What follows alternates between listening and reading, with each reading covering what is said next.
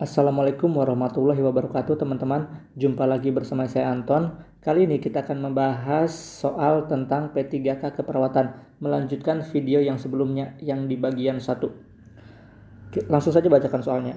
Seorang bayi laki-laki baru lahir spontan dengan berat badan 2.900 gram dan panjang badan 52 cm. Saat dilakukan pengkajian didapat seluruh badan berwarna merah, ekstremitas lemah dan ditekuk, frekuensi nadi 105 kali per menit, refleks sedikit, pernapasan teratur serta menangis. Berapa nilai Apgar score yang tepat pada soal di atas? Nah, kita akan belajar tentang Apgar score dulu. Apgar score itu kan singkatan ya. A-nya itu adalah activity atau tonus otot. Activity atau tonus otot. Kemudian P-nya itu adalah pulse atau nadi. Di sini aja ya, nadi. Kemudian G-nya itu Grimek atau refleks. Grimek atau refleks. Kemudian A berikutnya adalah afference ya, afference. Atau apa teman-teman? Atau warna kulit. Kemudian R-nya itu adalah respirasi atau pernapasan. Nah, nilainya itu ada 0, kemudian ada 1 dan ada 2. Nah, nilai 0 itu jika tonus ototnya itu adalah lumpuh, kemudian nadinya tidak ada, kemudian refleksnya juga tidak ada,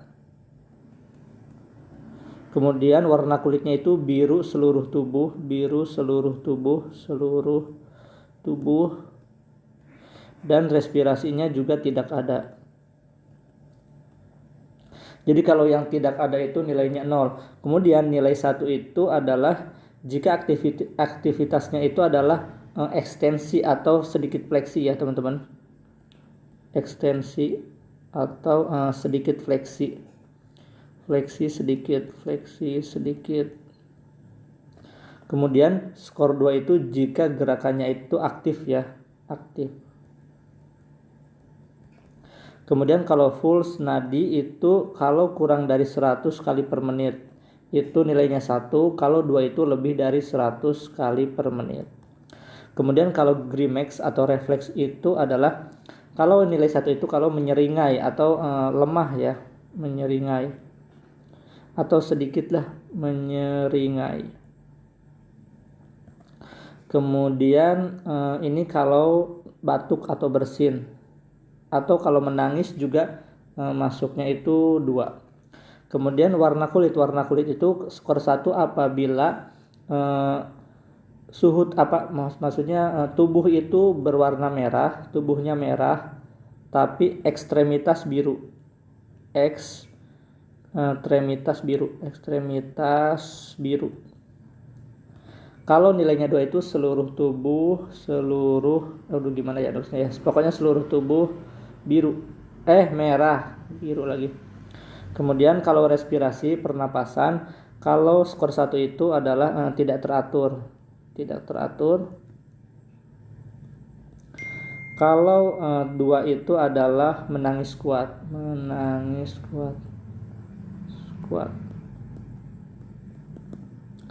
Nah, kita coba cek di sini. Saat dilakukan pengkajian didapat seluruh tubuh berwarna merah, berarti nilainya itu 2. Kemudian ekstremitas lemah dan ditekuk. Oke, lemah itu berarti 1 ya teman-teman ya, karena abnormal. Berarti aktivitas ototnya itu 1. Frekuensi nadi 105 kali per menit, berarti ini 2. Maka nadi lebih dari 100 kali per menit. Kemudian refleksnya sedikit 1, pernapasan teratur serta menangis itu nilainya 2. Jadi skornya adalah 2 tambah 1 3 tambah 2 5 tambah 1 6 tambah 2 itu 8. Jadi skornya itu adalah 8 ya teman-teman. Oke. Kemudian dibagi lagi teman-teman. Kalau bayi sehat itu Apgarnya 7 sampai 10 bayi sehat. Kemudian 4 sampai 6 itu adalah asfiksia sedang. Kalau 0 sampai 3 itu adalah asfiksia berat. Kita lanjut ke soal berikutnya. Seorang anak perempuan usia 3 tahun berat badan 15 kg dengan diagnosa medis kejang demam. Anak tidak mengalami penurunan berat badan setelah sakit. Hasil pemeriksaan fisik didapatkan suhu 37,1 derajat Celcius. Nadinya 100 kali per menit, pernafasan 24 kali per menit, saturasi oksigen 98%. Tidak ada tanda-tanda dehidrasi. Berapa kebutuhan cairan anak tersebut selama 24 jam? Kita akan hitung-hitungan di sini. Jadi kita akan menghitung kebutuhan cairan pada anak. Kita menggunakan rumus Holiday segar ya. Holiday segar. Baik, rumusnya itu adalah untuk 10 kg pertama itu kebutuhan cairannya itu 100 ml per kg BB. Kemudian untuk 10 kg kedua itu adalah 50 ml per kg BB berat badan ya. Dan untuk 10 kg ketiga dan seterusnya itu adalah 20 ml per kilogram berat badan. Nah, maksudnya gimana ini? 10 kg pertama, 10 kg kedua, dan 10 kg ketiga. Jadi di sini kan beratnya 15 kg. Berarti kalau 15 kg itu terdiri 10 kg pertama, ya kan? Dan 5 kg kedua. Maka 10 kg pertama kita kalikan 100 jadi 1000. Dan 5 kg kedua itu kan termasuk sin ya. 10 kg kedua dikali 50 maka 250. Jadi berat badannya adalah C. Kalau misalnya berat badannya 23, misalnya nih 23 ya berat badannya, maka menghitungnya adalah 10 kg pertama kan, kemudian 10 kg kedua, dan 3 kg ketiga. Nah, jadi 10 kg pertamanya dikali 100, 1000, kemudian 10 kg keduanya dikali 50 jadi 500. Kemudian 3 kg karena beratnya 23, 3 kg ketiganya dikali 20 jadi 60 ya. Jadi 1560 kebutuhan cairan dalam 24 jamnya. Seperti itu teman-teman. Kalau misalnya di bawah 10 kg lebih gampang lagi. Jadi misalnya 7 ya, tinggal 7 dikali 100 aja. Kita lanjut ke soal berikutnya. Seorang perempuan berusia 28 tahun hamil 20 minggu datang ke Poli KIA untuk memeriksakan kehamilan. Hasil pengkajian, riwayat persalinan tahun 2000 melahirkan bayi laki-laki usia kehamilan 38 minggu. Pada tahun 2005 melahirkan bayi perempuan usia kehamilan 37 minggu. Dan pada tahun 2010 mengalami keguguran saat usia kehamilan 12 minggu. Bagaimana penulisan status obstetrik pada kasus tersebut? Baik, kita bahas bersama-sama. Jadi ini ada status obstetrik, tulisnya bagaimana? Kita tulis dulu G. G itu adalah gravida ya, atau hamil. P itu partus atau para, kemudian A itu adalah abortus. Nah, hamilnya udah pernah berapa kali? Berarti hamilnya itu sekarang ya, pas datang itu hamil. Kemudian tahun 2000 melahirkan bayi laki-laki, berarti hamil juga. Kemudian 2005 melahirkan juga. Dan 2010 itu keguguran, berarti sempat hamil juga ya. Berarti hamilnya itu sudah 4 kali. Kemudian melahirkannya berapa kali? Melahirkannya itu 1 ya, dan 2. Oke, di tahun 2000 dan 2005. Berarti saya tulis di sini 2. Dan abortus atau keguguran itu 1 kali, yaitu tahun 2010. Berarti saya tulis di sini 1. Jadi G4P2A1 jawabannya adalah yang C. Gampang ya teman-teman. Kita lanjut ke soal berikutnya. Seorang perempuan berusia 27 tahun G1P0A0 datang ke Poli KIA untuk memeriksakan kehamilannya. Hasil pengkajian HPHT 13 Januari 2020, siklus haid 25 hari, pernafasan 24 kali per menit, suhunya 37 derajat Celcius dan tekanan darah 120/90 mm Hg.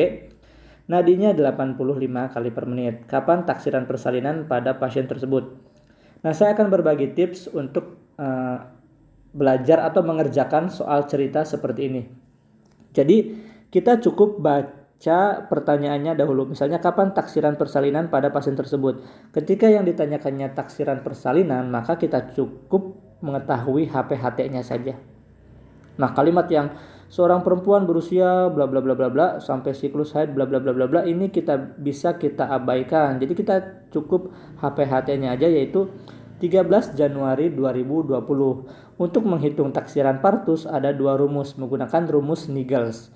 Jadi ada hari ditambah 7, bulan dikurangi 3, dan tahun ditambah 1. Itu untuk HPHT. Untuk HPHT yang bulan April sampai Desember. Dan hari tambah 7, kemudian bulan ditambah 9, dan tahun ditambah 0 itu adalah untuk HPHT Januari sampai Maret.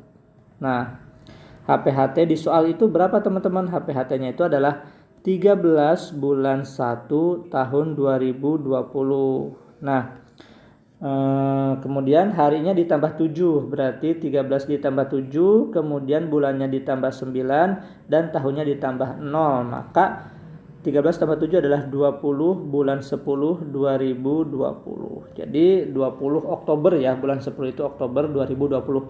Maka jawabannya adalah yang C. Kita lanjut ke soal berikutnya. Seorang laki-laki berusia 65 tahun dirawat di ruang neurologi dengan keluhan penurunan kesadaran. Hasil pengkajian, saat diberi rangsang nyeri, kedua lengan tampak fleksi abnormal, membuka mata dan suara mengerang. Pupil anisokor kanan, refleks cahaya lambat, tekanan darah 160/90 mmHg. Frekuensi nadi 92 kali per menit dan frekuensi napas 20 kali per menit. Suhunya itu adalah 36,8 derajat Celcius. Berapakah nilai GCS pada pasien tersebut? Seperti yang saya katakan tadi, kalau kita baca soalnya dulu, berapakah nilai GCS pada pasien tersebut, maka kita cukup baca yang ini. Saat diberi rangsang nyeri, kedua lengan tampak fleksi abnormal, membuka mata, dan suara mengerang. Ya, sampai sini sih. Ya, sampai sini. Cukup sampai sini. Oke, kita bahas dulu apa sih yang dinilai di GCS itu. Yang pertama itu adalah I. I itu nilai 4 apabila spontan. Kemudian nilai 3 apabila dengan suara ya, atau dengan perintah. Perintah sama saja ya. Kemudian 2 itu dengan nyeri. Dan 1 itu tidak ada respon, tidak ada. Kemudian yang kedua yang diukur itu adalah motorik. Motorik itu agak banyak nih, ada 6. Yang pertama itu normal. Yang 5 skornya, berarti yang ini 6 ya. Yang kedua itu 5 skornya itu adalah melokalisir nyeri. Lokalisir nyeri. Kemudian 4 itu adalah, kemudian yang keempat itu adalah menghindari nyeri. Maaf tadi kepotong azan ya teman-teman. Jadi mungkin videonya agak bersambung. Kemudian yang ketiga itu adalah fleksi abnormal. Dan yang kedua itu adalah ekstensi abnormal.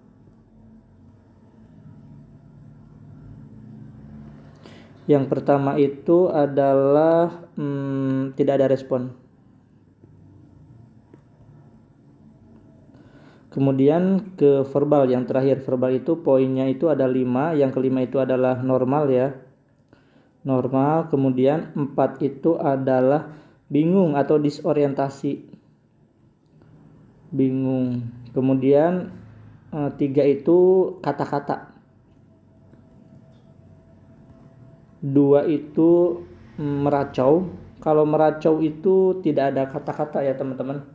Kemudian kalau bingung itu membentuk sebuah kalimat. Kalau yang 3 itu hanya kata-kata saja. Dan yang 1 itu tidak ada respon.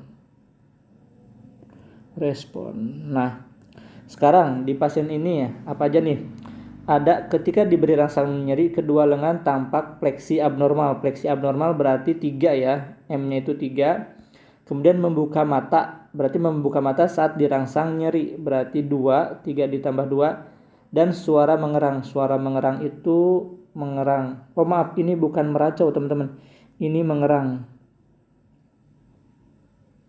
Kalau meracau itu ke yang bingung ya. Mengerang, kalau mengerang kan tidak keluar kata-kata. Jadi ininya itu 2. Jadi 3 tambah 2 tambah 2 adalah 7. Jawabannya adalah yang C. Baik, kita ke soal berikutnya. Seorang laki-laki berusia 50 tahun dirawat di ruang penyakit dalam mengeluh nyeri dada kiri seperti ditekan benda berat. Nyeri berkurang dengan istirahat dan bertambah dengan aktivitas. Skala nyerinya 6. Perawat akan melakukan tindakan perekaman EKG pada pasien. Perawat akan memasang sadapan V2. Di manakah lokasi pemasangan elektroda tersebut? Baik teman-teman, untuk pemasangan elektroda itu hanya ada di 2 tempat ya, yaitu ada di sela iga keempat dan kelima atau ICS keempat dan kelima. Jadi yang A, B itu salah. Maka kita mari kerjakan satu persatu, atau maksudnya kita jabarkan deh. P1 itu ada di sela iga keempat atau ICS keempat di sternal kanan. Kemudian kalau V2 itu adalah di sela iga keempat juga ya, di sternal kiri. Dan ada V3 itu di antara V2 dan V4. Jadi kita pasang V4 dulu, V2 dan V4. Nah, V4-nya di mana? V4-nya itu adalah di mid ICS 5 mid clavicula. Kemudian V5-nya itu adalah di ICS 5. Aduh, ini bukan 4, ini 5. Sepertinya saya sudah mulai error. Jadi ini adalah soal terakhir aja. Di bagian aksila anterior. Kemudian V6-nya itu ada di ICS 5 juga di mid aksila. Oke, bener nggak? Saya cek lagi. Oke, V1 di sela iga atau ICS 4 sternal kanan benar. V2 di ICS 4 sternal kiri benar. V3 di antara V2 dan V4 benar. V4 di ICS 5 mid clavicula juga benar. V5 ada di ICS 5 aksila anterior benar. Dan V6 di ICS ke-5 mid aksila atau di ketiak ya, di tengah-tengah ketiak. Maka jawabannya adalah yang D. Baik teman-teman, itu saja yang bisa saya sampaikan pada kesempatan kali ini. Mohon maaf tadi banyak sekali kesalahan. Dan kita bertemu lagi di video saya selanjutnya. Terima kasih. Wassalamualaikum warahmatullahi wabarakatuh.